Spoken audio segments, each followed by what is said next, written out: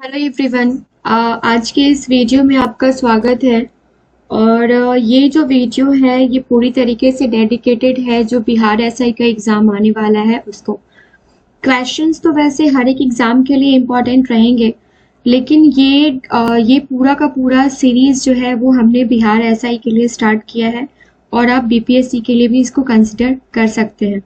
सारे के सारे क्वेश्चंस जो हैं वो उसी टाइप के हैं जैसा क्वेश्चन आपके एग्जामिनेशन हॉल में पूछा जाता है। वन लाइनर फॉर्मेट में ये सारे के सारे क्वेश्चंस हैं और जहां भी एक्सप्लेनेशन की जरूरत पड़ेगी वहां हम एक्सप्लेन करेंगे। दिस इज डे 1 एंड अगर मेरी मेहनत पसंद आए तो चैनल को लाइक एंड सब्सक्राइब जरूर कर लीजिएगा। यहाँ पे सारे के सारे वीडियोस जो है वो एग्जाम ओरिएंटेड है और आपको आने वाले किसी भी एग्जाम काफ़ी हेल्प करेंगे। फर्स्ट क्वेश्चन से मैं स्टार्ट करती हूँ। यहाँ पे क्वेश्चन है आपका फर्स्ट, इंग्लिश और हिंदी दोनों में कवर किया है। आप अपने हिसाब से आप इसको देख लेंगे।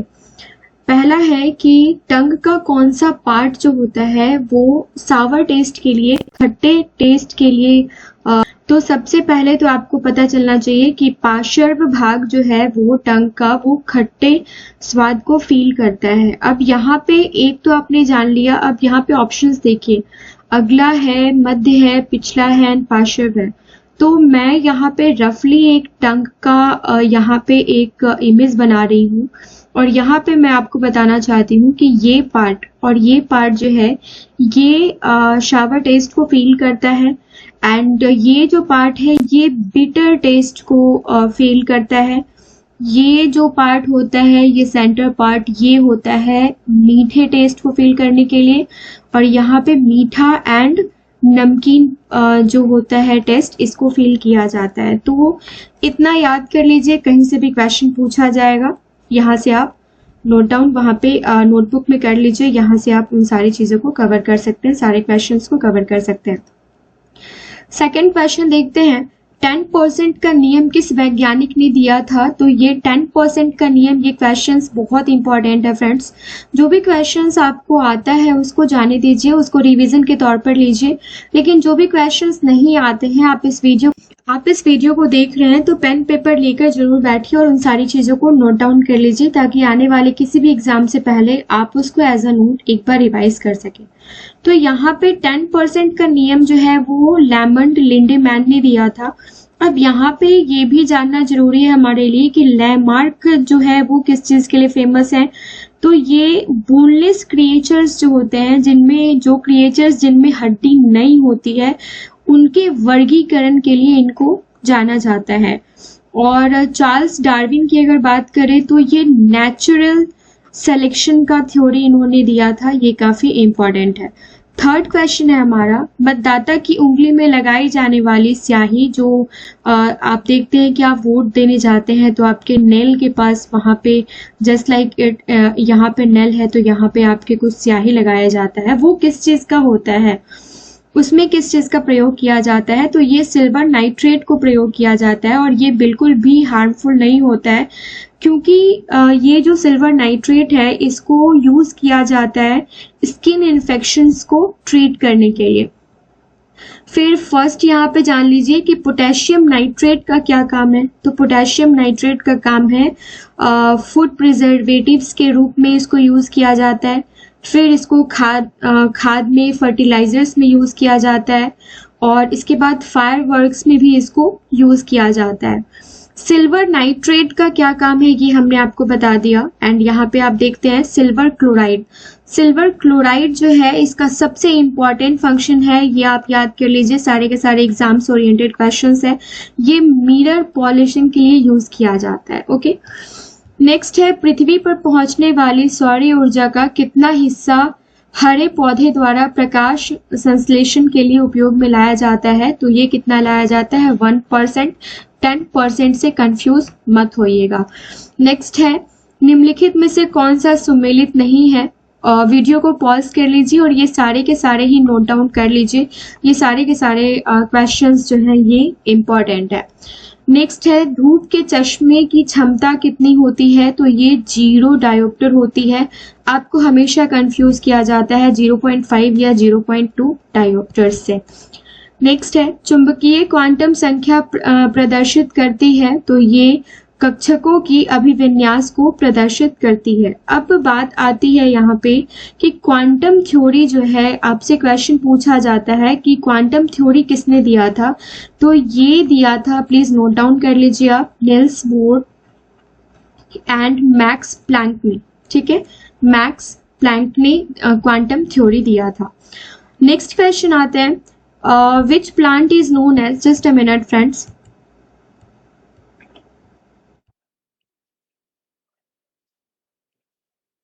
कुछ टेक्निकल एरर है जिसकी वजह से ये स्लाइड आपको सही नहीं दिख रहा होगा। यहाँ पे क्वेश्चन है कि which plant is known as vegetarian Indian doctor, शाकाहारी भारतीय डॉक्टर के रूप में किसको जाना जाता है, तो ये जाना जाता है तुलसी को। ओके, यहाँ पे ऑप्शंस में है आंवला, उसके बाद ऑप्शन में है आम, उसके बाद मैं यहाँ पे नोट डाउन कर लेती हूँ, आंवला, आम, नीम एंड तुलसी। अब यहाँ पे इम्पोर्टेंट क्या हो जाएगा हमारे लिए और भी कि इन सब का साइंटिफिक नेम क्या होता है। तो सबसे पहले जो आपका तुलसी है इसका हम देख लेते हैं। तुलसी का साइंटिफिक नेम होता है ओसिमम लेन्यूफ्लोरम। ओके, फिर नीम का अगर आपसे पूछा जाए तो नीम का होता है आजादी इंडिका, आप याद रखिए इन शॉर्ट। आंवला का क्या होता है, आंवला का होता है इम्ब्लिका। ओके, तो ये सारी की सारी चीजें, और आम का आपको पता है मैग्निफेरा इंडिका होता है, तो ये सारी चीजें आप नोट डाउन कर लीजिए। नेक्स्ट क्वेश्चन है कि कवक में पोषण की कौन सी विधि होती है, तो ये मृत जीवी होती है, डेड होती है। ओके, अब यहाँ पे एक टर्म है ऑटोट्रोपिक, तो ये क्या है, यहाँ से क्वेश्चंस बहुत बार पूछे गए हैं, ये हम यहाँ पे देख लेते हैं। इन सबको देखना जरूरी है, सिर्फ वन लाइनर क्वेश्चंस कंप्लीट करना जरूरी नहीं है। एक्चुअली इससे क्वेश्चन पूछा जाता है कि खाद्य श्रृंखला में उत्पादक जो है वो किसको कहा जाता है, समभोजी को या स्वपोषी को, तो ये कहा जाता है स्वपोषी को खाद्य श्रृंखला में उत्पादक की श्रेणी में डाला जाता है। ये इंपॉर्टेंट पॉइंट है नोट डाउन करने के लिए। आई होप ये सारे के सारे क्वेश्चंस आप एंजॉय कर रहे होंगे, और अगर मेरी मेहनत पसंद आती है तो प्लीज चैनल को लाइक एंड सब्सक्राइब कीजिए और वीडियो को अपने फ्रेंड्स के साथ शेयर कीजिए, क्योंकि काफी मेहनत लगता है एक वीडियो लाने में, और मन बहुत छोटा हो जाता है जब उस वीडियो पे आपके व्यूज नहीं जाते या चैनल पे सब्सक्रिप्शन नहीं होता। तो नेक्स्ट क्वेश्चन है डायनेमो से किस प्रकार की धारा प्राप्त होती है, तो ये होती है डायरेक्ट करंट। ओके, नेक्स्ट है किस पंचवर्षीय योजना काल में 14 बैंकों का राष्ट्रीयकरण किया गया था, तो ये जो फोर्थ प्लानिंग था इसमें किया गया था। अब ये सारे के सारे जो 5 ईयर प्लान हैं इनके बारे में जान लेते हैं, क्योंकि हर क्वेश्चन में कहीं ना कहीं ये पूछा ही जाता है, प्लीज आप नोट डाउन कर लेंगे। फर्स्ट का जो कार्यकाल था वो 1951 से लेके 56 तक था। सेकंड का जो था वो 1956 से लेके 61 तक था। थर्ड का 1961 से लेके 66 तक। फोर्थ का था 1969 से लेके 74 तक। फिफ्थ का था 1974 से लेके 78 तक। सिक्स्थ का था क्या, तो सिक्स्थ में कुछ नहीं, पहले उससे क्या था, रोलिंग प्लान था। ठीक है, रोलिंग प्लान के नाम से जाना जाता है, और 1978 से लेके 80 तक था फ्रेंड्स इसका। उसके बाद बात आती है सिक्स्थ की, तो इसका 1980 से लेके 85 तक था। इसको हम लोगों ने एक वीडियो में पूरी तरीके से डिस्क्राइब किया है। मेरे चैनल पे वो सारे के सारे वीडियोस आपको प्लेलिस्ट पे मिल जाएंगे, आप उस वीडियो को जरूर देखिएगा। फिर सिक्स के बाद सेवेंथ का जो प्लान का जो डेट था, वो जो कार्यावधि थी वो क्या थी, तो वो 1985 से लेके 90 तक थी। और उसके बाद आता है सेवेंथ के बाद एनुअल प्लान्स। ठीक है, एनुअल प्लान्स जो है वो 1990 से लेके 92 तक चला था। और उसके बाद एट्थ जो है वो 1992 से 97 तक। नाइन्थ जो है 1997 से 2002 तक। और 10th जो है ये 2002 से लेके 2007 तक 11th का जो प्लान था उसका जो ईयर था वो 2007 से लेके 2012 तक, और 12th लास्ट जो था वो 2012 से लेके 2017 तक चला था। तो ये सारे के सारे आप नोट डाउन कर लीजिए, ये सारी चीजें आपको याद होनी चाहिए, यहाँ से क्वेश्चंस बनते ही बनते हैं। आप उस वीडियो को जरूर देखिएगा, उसमें हमने इससे रिलेटेड पंचवर्षीय योजना से रिलेटेड सारे के सारे इंपॉर्टेंट फैक्ट्स जो हैं वो वहां पे कवर किए हैं।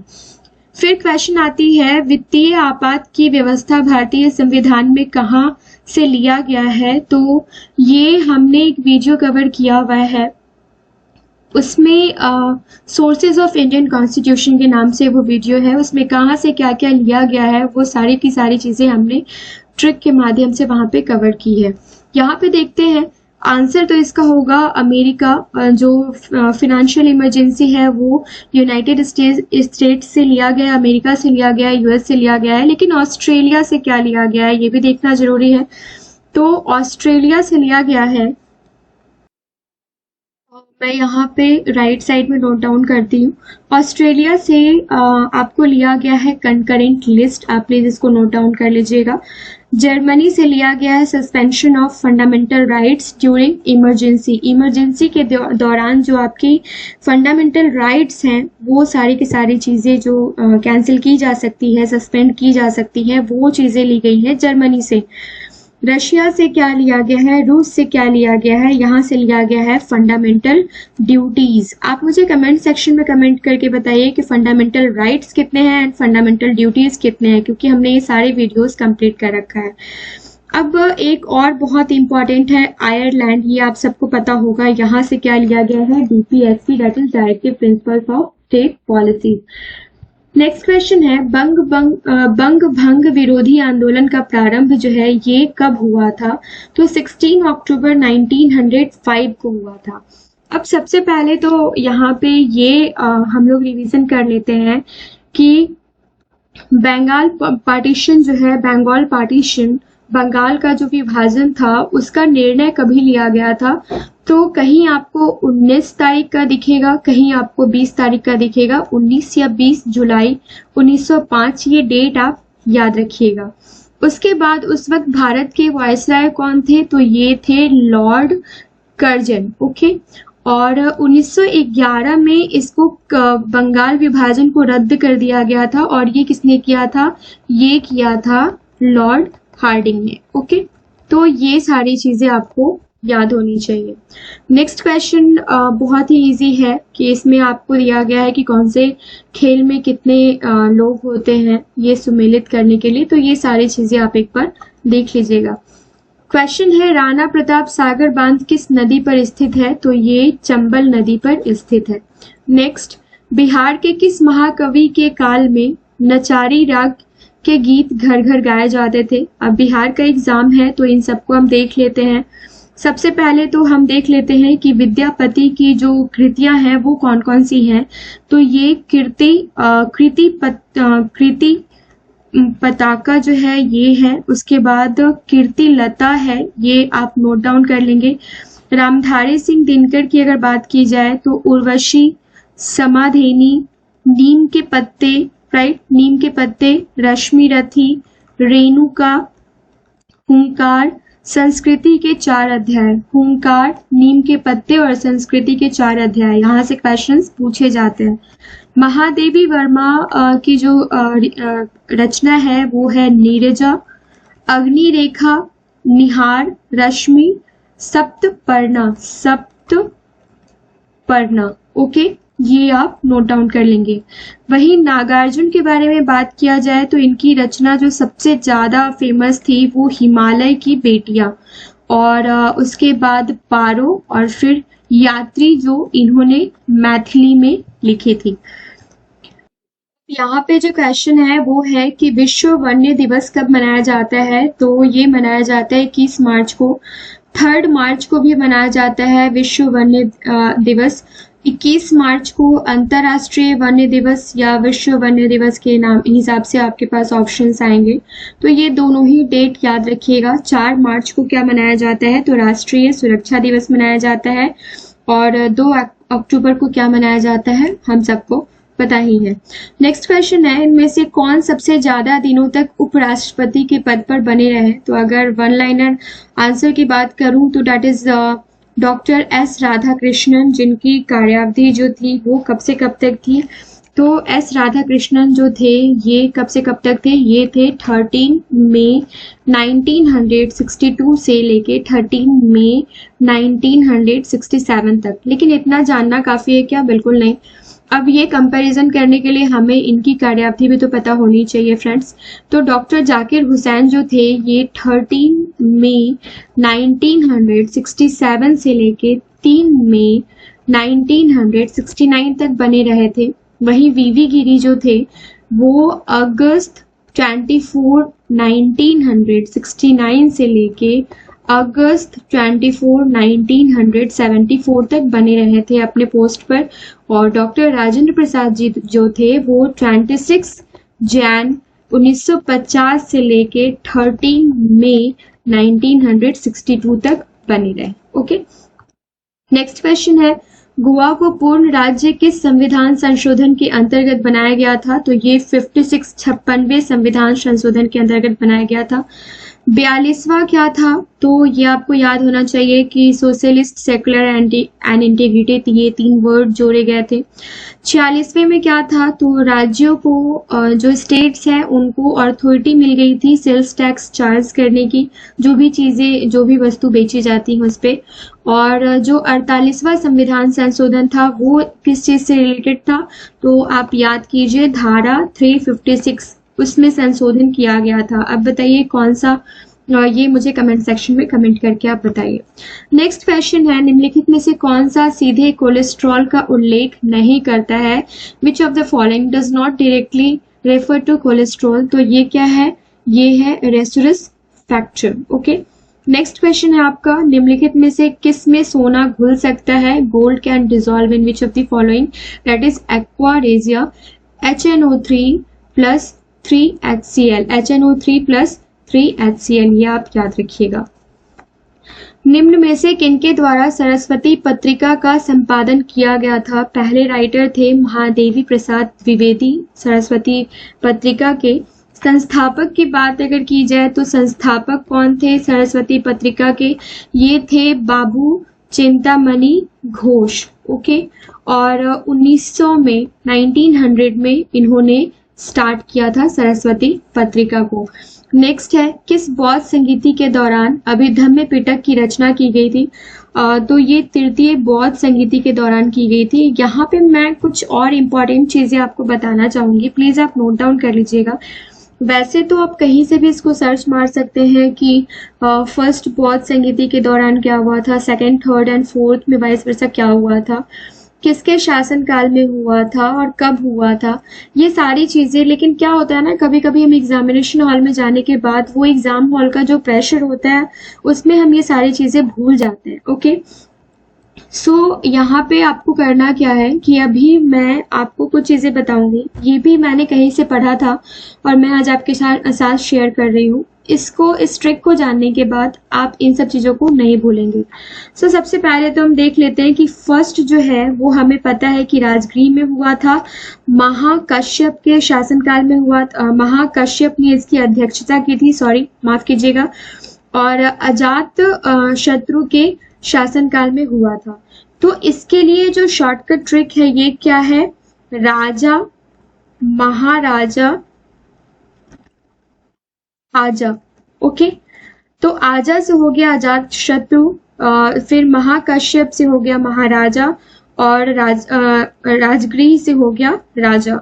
आई थिंक ये आपको याद हो गया होगा, राजा, महाराजा, आजा। दिस इज योर फर्स्ट जो आपका है वो आपको याद कर लेना है। फिर सेकंड ट्रिक क्या है वो हम देख लेते हैं। सेकंड ट्रिक से पहले ये देख लेते हैं कहाँ हुआ था। तो ये हुआ था वैशाली में, साबाकामी की अध्यक्षता में हुआ था और काला शोका के शासनकाल में हुआ था। तो अब यहाँ पे सेकंड जो है आपका ट्रिक ये है सबका काल है। मेरी हैंडराइटिंग पता नहीं क्यों अभी बहुत गंदी हो रही है, प्लीज इसको माइंड मत कीजिएगा। तो यहाँ पे सेकंड हमने क्या देख लिया, विश्व सबका काल है। फर्स्ट हमने क्या देख लिया, राजा महाराजा आजा। एंड थर्ड की बात करें तो ये कहाँ हुआ था, पाटलिपुत्रा में हुआ था, पाटलिपुत्रा में हुआ था। और मोगली पुत्र तिस्य के शासनकाल में हुआ था, और मतलब अध्यक्षता में हुआ था, और अशोका के शासनकाल में हुआ था। तो यहाँ पे आप याद रख लीजिए, पीटो गली में आशिक। फोर्थ जो है ये कुंडलवन में हुआ था, वसुमित्र जी के अध्यक्षता में हुआ था, और कनिष्क के शासनकाल में हुआ था। तो ये याद रखना है, कुंवर जी कंगाल है, ठीक है, ये आपको याद रखना है। नेक्स्ट क्वेश्चन है, लॉर्ड वेलेस्ली की सहायक संधि को स्वीकार करने वाला दूसरा राज्य कौन था? तो ये दूसरा राज्य था मैसूर। सत्याग्रह के 3 प्रमुख स्वरूप कौन कौन से हैं? यहाँ पे कुछ स्लाइड से प्रॉब्लम है, तो ऑप्शंस में है क्रांति, जनमत तथा बहिष्कार, that is revolution, public opinion and बाइकट।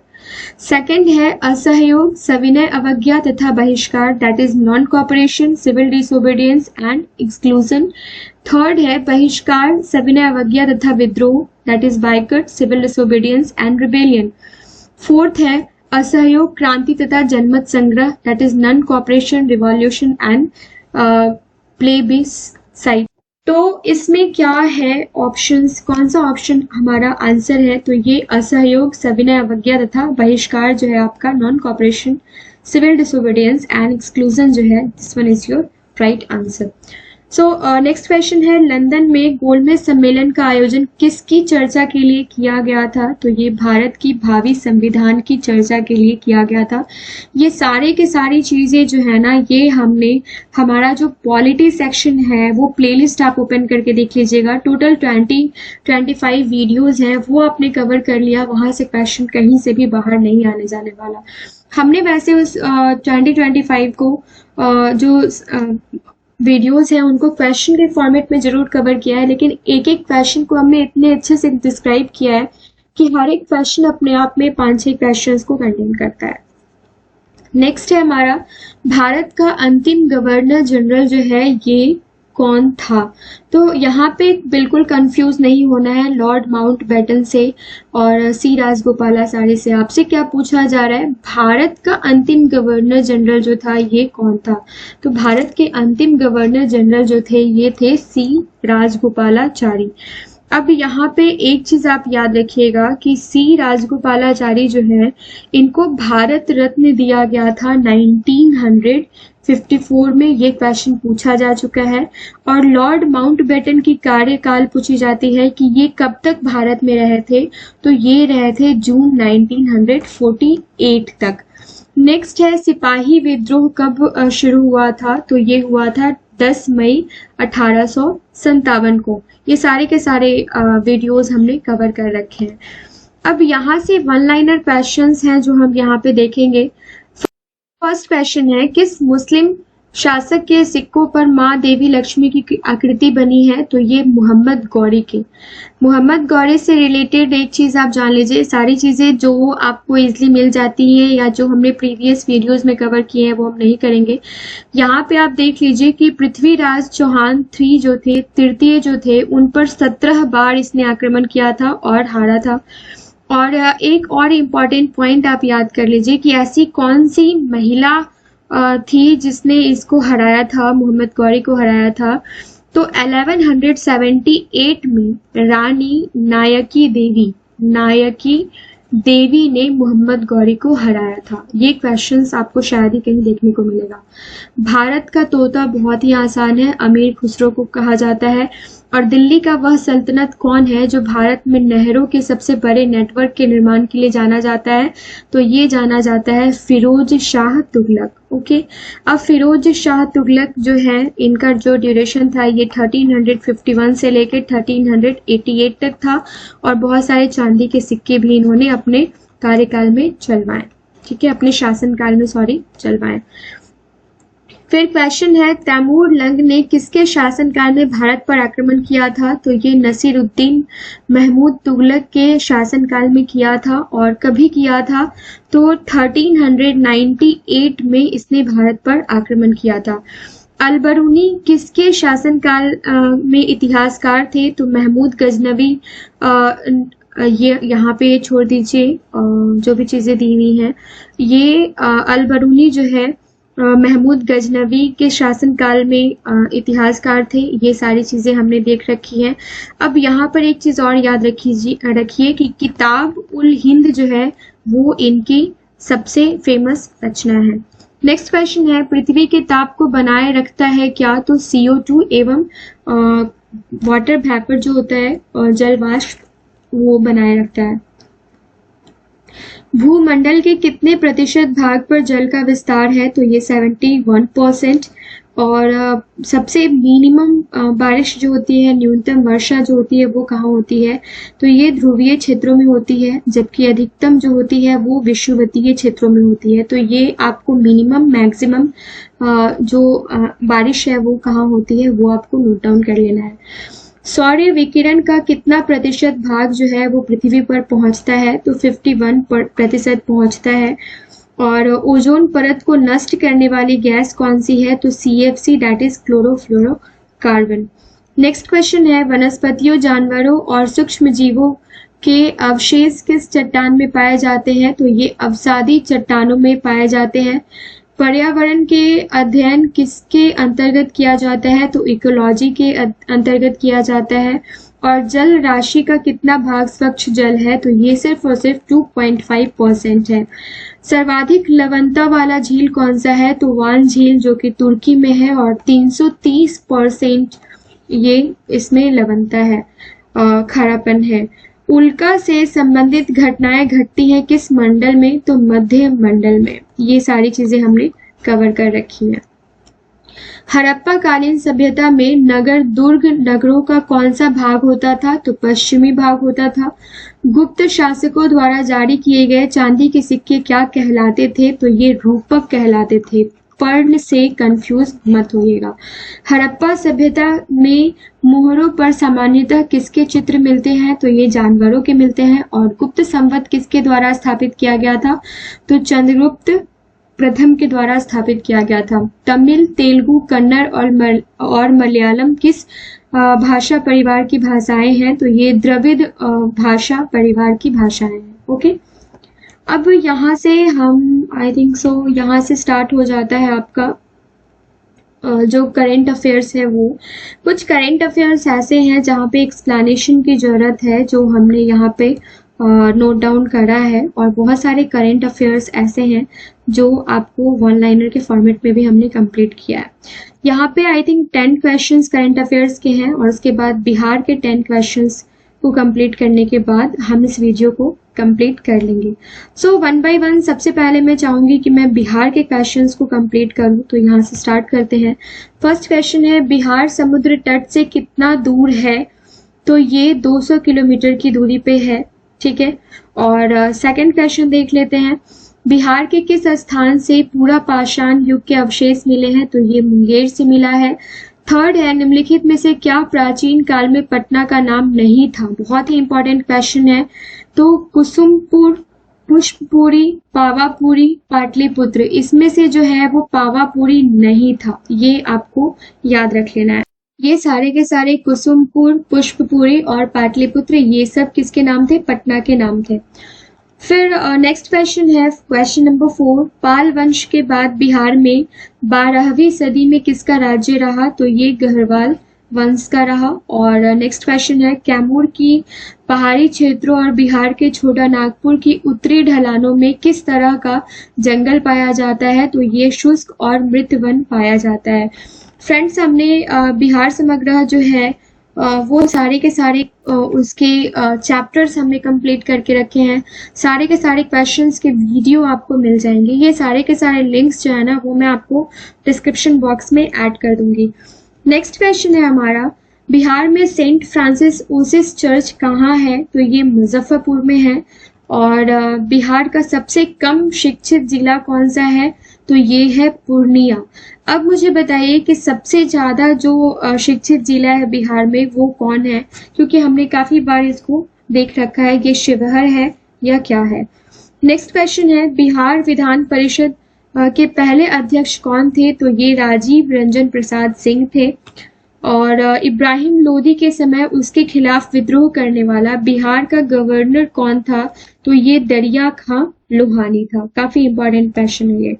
Bihar में 1938 में कहां पर अखिल भारतीय मुसलमान छात्र सम्मेलन हुआ था, तो ये हुआ था पटना। पटना में क्या हुआ था, अखिल भारतीय मुसलमान छात्र सम्मेलन कभी हुआ था, 1938 में। तो ये हमने बिहार से रिलेटेड क्वेश्चंस कवर किए हैं। अब जो करंट अफेयर्स के 10 क्वेश्चन हैं जहाँ पे एक्सप्लेनेशन की भी जरूरत है, वो सारी चीजें हम देख लेते हैं। मैंने यहाँ पे नवंबर के कुछ करंट अफेयर्स कवर किए हैं जो इम्पोर्टेंट है। फर्स्ट क्वेश्चन है, सतर्कता जागरूकता सप्ताह जो है वो 2023 का विषय क्या था, थीम क्या था, तो थीम था say no to corruption remain dedicated to the nation. मतलब आपको भ्रष्टाचार को ना कहें और राष्ट्र के प्रति समर्पित रहें। 30 अक्टूबर से लेकर 5 नवंबर तक सतर्कता जागरूकता सप्ताह मनाया गया है। तो ये दोनों चीजें आप नोट डाउन कर लीजिएगा। सेकंड क्वेश्चन है, ऑपरेशन शेष जिसे हाल ही में लॉन्च किया गया था का उद्देश्य, उसका एम किस अवैध व्यापार पर रोक लगाना है, तो ये जो है शेष, मतलब शेष से आप याद रख लीजिएगा लकड़ी। यहाँ पे इम्पॉर्टेंट चीजें आपको याद रखनी है कि केंद्रीय वित्त मंत्री जो है ये रेड सैंडर्स सहित इमारती लकड़ी के अवैध व्यापार पर अंकुश लगाने के लिए ऑपरेशन शेष के चौथे चरण की इन्होंने शुरुआत की है। तो आपको ये याद रखना है कि किसने शुरुआत की है। इन्होंने इसे नई दिल्ली में प्रवर्तन मामलों में सहयोग पर पहले वैश्विक सम्मेलन के उद्घाटन सत्र के दौरान लॉन्च किया है। फिर थर्ड क्वेश्चन आता है हमारा, सलीमुल हक जिनका हाल ही में निधन हो गया है किस पेशे से जुड़े थे, तो ये जलवायु परिवर्तन विशेषज्ञ थे। काफी इंपॉर्टेंट है, इसलिए मैंने आपको ये क्वेश्चन यहाँ पे दिया है। और जलवायु न्यायालय के एक प्रमुख वकील और ढाका में international centre for climate change and development के निदेशक थे ये प्रोफेसर सलीम। ओके, नेक्स्ट है, किस संस्थान ने एनपीएस फंड निकासी के लिए पेनी ड्रॉप सत्यापन अनिवार्य कर दिया है, तो ये किसने किया है, PFRDA, that is pension fund regulatory and development authority ने। किस राज्य केंद्र शासित प्रदेश ने अबुआ आवास योजना शुरू की है, तो ये झारखंड ने की है। और ये रिलेटेड किस चीज से है, ये इंपॉर्टेंट है। ये गरीबों के लिए आवास योजना, अबुआ आवास योजना को मंजूरी दे दी है झारखंड कैबिनेट ने, जो राज्य में बेघरों को 8 लाख पक्के घर मुहैया करवाएगी। और इसका कुल बजट जो है ये 16,320 करोड़ रुपए है। यह योजना जो है ये 3 चरणों में लागू किया जाएगा, जिसमें लू वित्तीय वर्ष में 2 लाख घरों का लक्ष्य, वित्तीय वर्ष 2000 लागू जो वित्तीय वर्ष है उसमें, और फिर 2024 से लेके 2025 में 3.5 लाख और 2025 से 2026 में 2.5 लाख घर शामिल होंगे। तो कहाँ की योजना है, किससे रिलेटेड योजना है, ये आपको इम्पोर्टेंट याद रखना चाहिए। और दूसरा कि इसका जो बजट है वो कितना है, वो आपको याद रहना चाहिए। फिर नेक्स्ट क्वेश्चन है, भारत का पहला लेवेंडर फार्म किस राज्य केंद्र शासित प्रदेश में बनाया गया है, तो ये जम्मू और कश्मीर में बनाया गया है। जम्मू कश्मीर के कठुआ जिले के चल्ला गांव में बनाया गया है। ओके, नेक्स्ट क्वेश्चन है, राष्ट्रीय एकता दिवस पर प्रधानमंत्री द्वारा लॉन्च किए गए मंच का क्या नाम है, तो मेरा युवा भारत, ठीक है, मेरा MY भारत मंच उसको जाना जाएगा, उसको इस नाम से जाना जाएगा। और इसे नई दिल्ली के कर्तव्य पथ पर मेरी माटी मेरा देश अभियान की अमृत कलश यात्रा के समापन के अवसर पर कार्यक्रम में लॉन्च किया गया था। तो ये भी चीजें आपको याद रखनी है। ओके, नेक्स्ट क्वेश्चन है, प्रोजेक्ट कुशा ये किस चीज से रिलेटेड है, भारत की लंबी दूरी की वायु रक्षा प्रणाली परियोजना कौन है? तो ये है प्रोजेक्ट कुशा। किस संस्था के दायरे में है? तो ये defence research and development organisation के दायरे में है और 2028 से लेकर 2029 तक अपनी लंबी दूरी की वायु रक्षा प्रणाली को परिचालन में तैनात करने की राह पर है। और ये सारी चीजें, सारे इसके फीचर्स जो हैं, ये आप इसको नोट डाउन कर लेंगे। नेक्स्ट क्वेश्चन है, विजन इंडिया @2047 योजना तैयार करने का काम किस संस्था को सौंपा गया है? तो ये नीति आयोग को सौंपा गया है और नीति आयोग ने यह भी अनुमान लगाया है कि 2047 में भारत की इकोनॉमी, भारत की अर्थव्यवस्था जो है ये $30 ट्रिलियन की होगी, जिसमें प्रति व्यक्ति सकल घरेलू उत्पाद जो है ये $17,590 होगा। चलिए देखते हैं 2047 तक। ओके, यहाँ पे नेक्स्ट क्वेश्चन है हमारा, आज का ये लास्ट क्वेश्चन है करंट का। मनोस, ये टर्म खबरों में था, न्यूज में था, ये किस देश का शहर है? तो ये सारे के सारे पॉइंट्स इंपॉर्टेंट है, किसी को भी मिस नहीं करना है फ्रेंड्स। तो ये ब्राजील का है।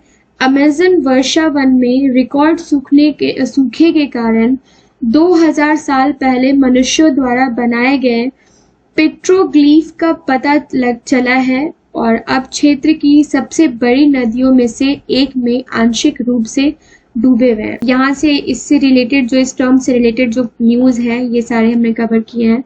अब यहाँ पे देखना है कि पूर्व कोलंबियाई उत्कीर्णन ब्राजील के शहर मनोस में एक बिंदु पर पाए गए हैं जहाँ निग्रो नदी का काला पानी अमेज़न नदी से मिलता है।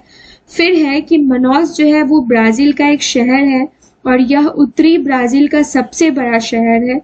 मनोस जो है वो अमेज़नस राज्य की राजधानी भी है और यह निग्रो नदी के उत्तरी तट पर अमेज़न नदी में उस नदी के प्रवाह से 11 मील, जिसको 18 किलोमीटर आप समझ सकते हैं, उससे ऊपर स्थित है। तो ये थे आज के टोटल हमने 53 क्वेश्चंस कवर किए हैं और प्लस में 15 वन लाइनर क्वेश्चंस कवर किए हैं। आई होप ये वीडियो आपको पसंद आया होगा।